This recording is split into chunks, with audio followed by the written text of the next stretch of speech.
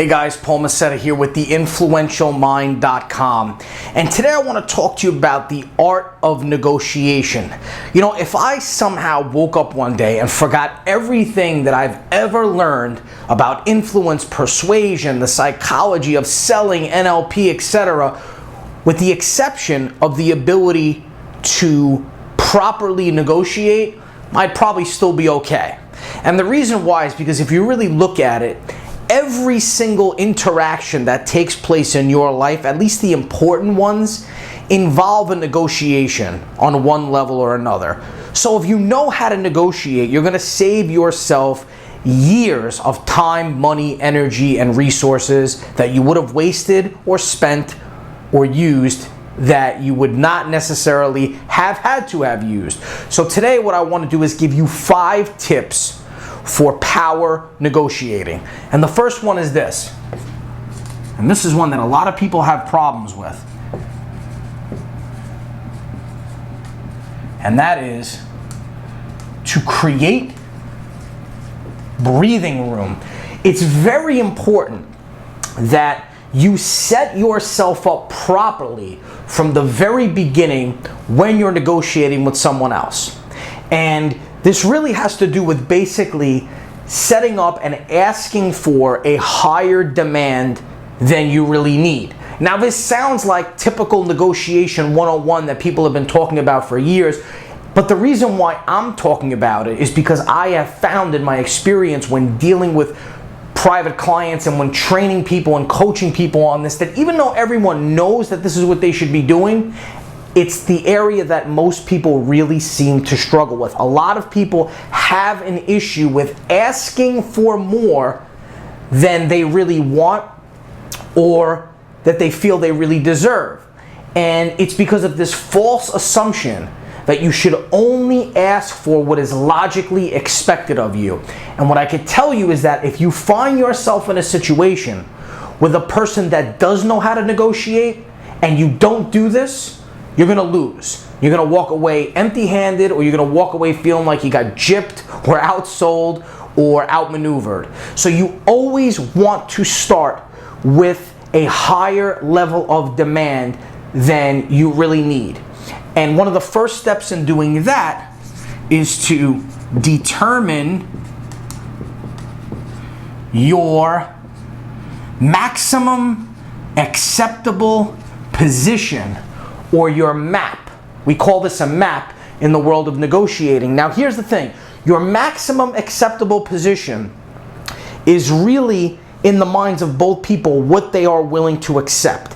Now here's the thing, when you're negotiating with someone, you and that person are constantly flip-flopping back and forth between the emotional part of the mind and the logical part of the mind. So it's important that when you determine your map has to provide the most possible benefit to you, but it still has to appear to be logical in the mind of the other party. If it's not, they're going to put their walls up, they're going to build up these high levels of resistance, and it's going to be hard to get through to them. Now, one of the best ways that you can do that is the use of the word because.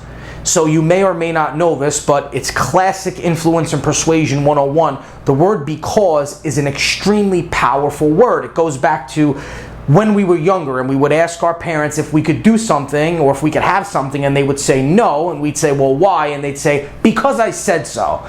We are conditioned to accept the word because, even if the answer that comes after that or the reason because isn't really logical or doesn't really make sense, it still lowers our resistance a little bit. And there have been countless case studies on this where people use the word because and they're able to get things faster, or they're able to cut people in line, or whatever the case may be. The mind automatically sets itself up for acceptance of the reason when you use the word because. So when you determine your map or your maximum acceptable position and you lay it out, Always explain the reason why that's your maximum acceptable position. Say, hey, this is really where I need to be, and I came up with this because. Give the reason why, so it doesn't just seem like you're pulling stuff out of the air for no reason. If your presentation or your negotiation strategy can involve some proof somehow, definitely utilize the proof. When you utilize proof, it makes your maximum acceptable position seem a lot more logical in the eyes of the other party. Now, one of the very most important things that you want to do, especially, and this just kind of circles back to the whole thing, is you want to start high with, we'll say a stranger, but you always want to start extra high when dealing with someone that you've never dealt with before. And there are two reasons why you want to do that.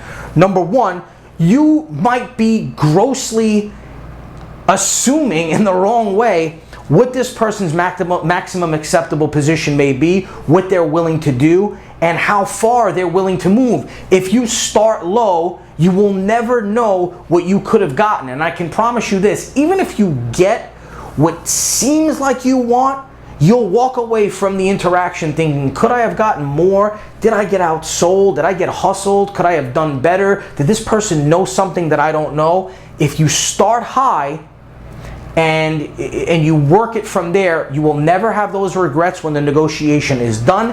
And second of all, you just might get what you ask for. And the number one rule in influence, persuasion, and all types of communication is you do not get it unless you ask for it. So you might as well ask for as much as you possibly can. Are there going to be people that are going to ridicule you because of that? Are there going to be people that are going to make you seem like you have no business asking for that? Absolutely, there are. But guess what? Chances are that interaction is going to be over and done with, and no one's ever going to think about it again. But what you're going to be left with is exactly what you accept and the terms that you accept in that negotiation. So don't let that bother you. The second reason why you want to start extremely high is because it's going to give you an area to really gauge the other person's needs. You see, when you start high and someone rejects that offer and they tell you why they have to reject that offer or why it isn't going to work for them, you're going to be able to understand more what their needs are, what their values are, what they can trade off, what's important to them, and you might be able to find some sort of equal barter with that person, where maybe you're negotiating with them on price for something, but you might find that what they really value in the negotiation is something else, and that something else, it might be something that you can provide that is not in the form of money, or it doesn't have to be a monetary transaction. In other words, you could think to yourself, well, hey, I could easily give this to that person and still ask for the price that I want, and I'd be satisfying their needs, still getting my maximum acceptable position, and still having that maximum acceptable position remain logical in the mind of that person because I'm still satisfying their needs. For example, you might be selling a house, or you might be renting a house, and you're negotiating with someone on the price of the sale price or the rental price of the house, but you don't want to take the furniture with you. You're already going to buy new furniture for your new place. To move the furniture out would be a little bit of a hassle. Well, what you find out when you start high and you start gauging their needs is that furniture is really important to them. So you might be able to tell the person, well, I'll tell you what, give me the price that I want and I'll let you have the furniture. And that person might find a lot of value in that. And guess what? It saves you the trouble. It's something that you were going to throw in anyway, but now you can utilize it as a power negotiation strategy. That's why you always want to start high, because it gives you that opportunity to really gauge the other person's needs. And the last thing that you want to do is you want to always create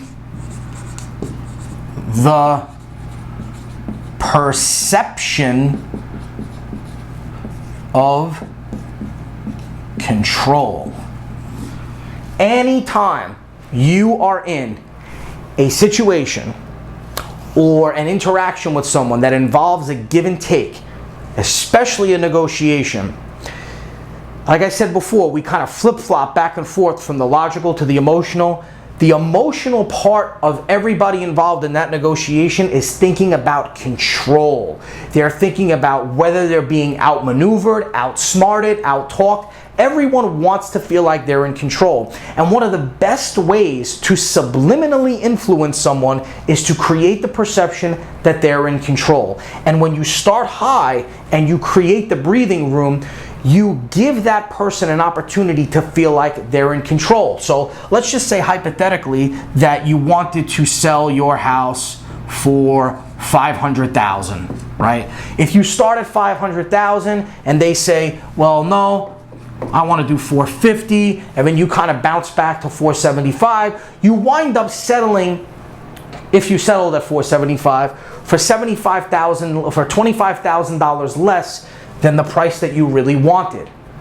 If you started at $600,000 and moved your way down, there's a better chance that you're going to wind up at the 500 mark. Now I know that this seems like common sense, but I can't tell you how many people, even though they know that it's common sense, they don't do it. There's just something, I don't know if it's fear, if it's a nervousness or an anxiety that just comes within them, but most people avoid doing this, and that's why they get outmaneuvered. When you start a little bit higher, every time that person rejects your offer and you have to come back with something, they feel like they're in control. So you're creating that perception of control. Again, very basic stuff, very powerful stuff. If you like what I shared with you today, I actually have a brand new program called Maverick Negotiation. You can check it out at mavericknegotiation.com. It consists of 6 audio modules and a digital book, and it comes with a 1-year guarantee, and you'll learn all of this stuff and a lot more. So check it out, mavericknegotiation.com, and also make sure you subscribe so you can get access to more videos like this. I'll talk to you soon.